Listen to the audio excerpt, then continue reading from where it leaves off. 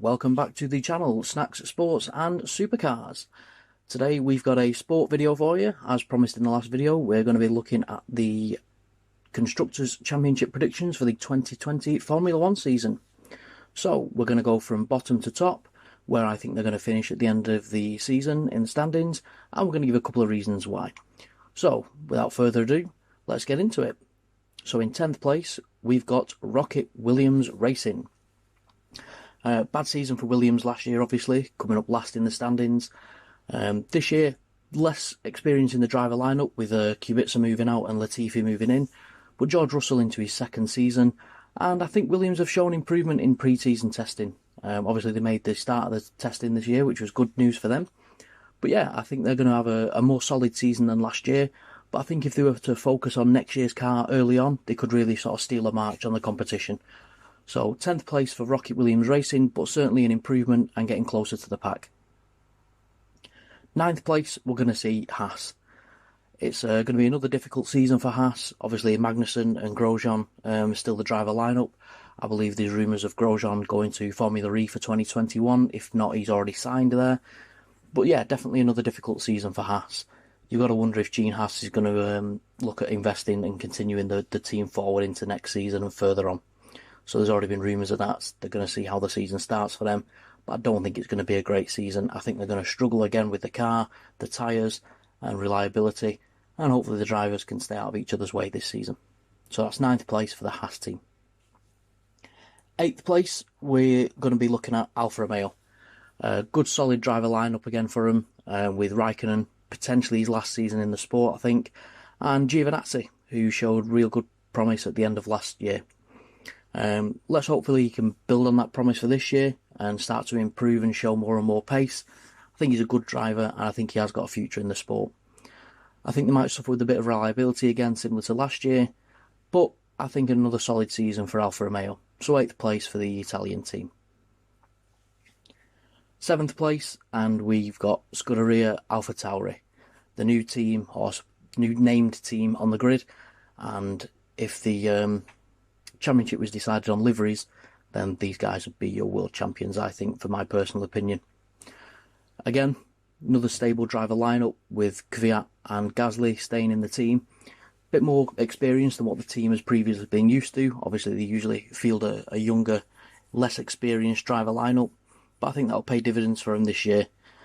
I don't think they're going to be in the midfield battle too much with the likes of Renault, McLaren, Racing Point, but I do think they're going to be giving them a run for the money at some Grand Prix. So I think it'll be a good solid season for AlphaTauri, and just looking forward to seeing the car out on track. It's a beautiful looking car with delivery. So yeah, a good solid 7th place for them.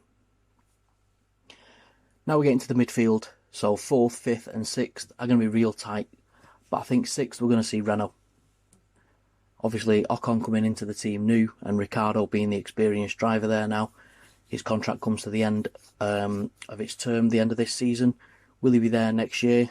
I think Renault need to give him an absolutely brilliant car for that to continue their relationship. And to be honest, I just don't really see it happening. I think they'll do well, they'll improve from last season, but I don't think they're going to trouble Racing Point and McLaren that much, to be honest with you. I think it'll be an improvement on last season, as I say. I think the car looks better. I'm not sure they're going to have the reliability. But yeah, a good solid season for Renault, 6th place. Are they going to be in the sport much longer if they don't continue, or if they don't start improving much? I don't know. We'll have to watch this space. 5th place, and I'm going to go with the pink Mercedes of Racing Point. I think they're going to be really quick out the gates. It looks a fantastic car. Obviously, potentially the most controversial car of pre-season testing so far. I think they're going to be quick out the gates, but I don't think they're going to be able to sustain it for the full season. Obviously, Perez and Stroll staying on with the team this year. I think Stroll's going to be my sort of surprise driver of the season, to be honest. I think he's going to have a really strong season. Perez is always strong and always well. Drives well with the tyres and makes them last. But I think they're going to be in a solid 5th place. I think with them and McLaren, it's going to be an absolutely fantastic battle. A lot of people tipping Racing Point to potentially push Ferrari a little bit, but I think that might just be out of reach. So yeah, I think an absolutely fantastic battle between McLaren and Racing Point. It's a little bit tough to call this one, I think, but I'm going to go Racing Point in 5th. That puts McLaren into the 4th position. Sainz and Norris had a fantastic season last year. I think they're going to continue to build on that. McLaren know where they want to be. They know they want to be back at the front. But most importantly, they know how to get there and they know how to win Grand Prix and championships. I think, again, that's going to pay dividends for them in the long term. I think they can outdevelop other teams around them.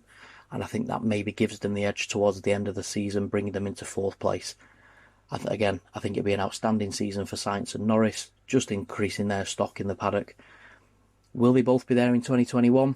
Or will one of them, or both of them, potentially get poached to a bigger team? That's another question for another day, for another video. But McLaren in 4th. Now we come to the top 3. Again, this is going to be, I think, a tight battle for 2nd and 3rd. I think one team is out on their own pretty much. 2nd and 3rd, I'm going to go 3rd, Red Bull Racing. A lot of people tipping Red Bull to push Mercedes a hell of a lot closer this year, but I think they're going to come in 3rd. Again, Verstappen and Albon, a good team, good teammates and good partnership. Verstappen is the outstanding driver, I think, of the field this year. And I think the little bit of inexperience with Albon might just sort of cause them to slip up against Ferrari. So, again, I think it's going to be an absolutely fantastic year. Rumours are that Adrian Newey's already focusing on the 2021 car. If that's the case, are they going to develop as much as other teams around them? Is that going to be what causes them to sort of lose that 2nd place to Ferrari? I think it will be, to be honest, but I think then they're playing the long game. They could see another dominant period of 4 or 5 years if they down tools early for this year and concentrate on next year's car. I think that could be the smart move, to be honest. So Red Bull coming in 3rd. That gives us Scuderia Ferrari in 2nd place. I think the team of Vettel and Leclerc is going to be potentially one of fireworks again this year, but they need to get that sorted really quick. It was embarrassing for the team last year, especially a team the size of Ferraris. So they need to sort that out rapid. I think there's been a bit of sandbagging in pre-season testing. I don't think they're as slow as what they've made out to be. I think they're downplaying their chances. I also think the engine situation with the FIA has not helped them whatsoever. But I still think they're going to be a strong package this year. I think they're going to turn up to Australia and raise a couple of eyebrows and make people sort of sit up and take a bit of notice. As I say, they need to nip any issues with the drivers in the bud quick. I think that's what's going to give them the benefit over Red Bull, though. A little bit more development, maybe. A little bit more power out the power unit. And I think the driver pairing, as I say, potentially will be a little bit more consistent than the Verstappen and Albon. Out the 4, you've got to say Verstappen's the standout driver of the 4 individually.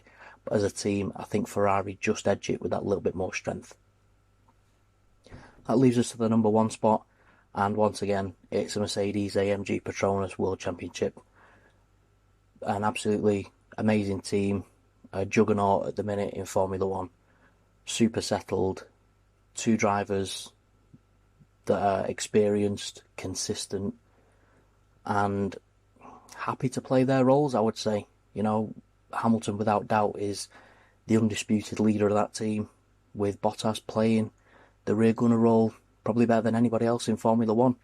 He doesn't make waves, he doesn't rock the boat.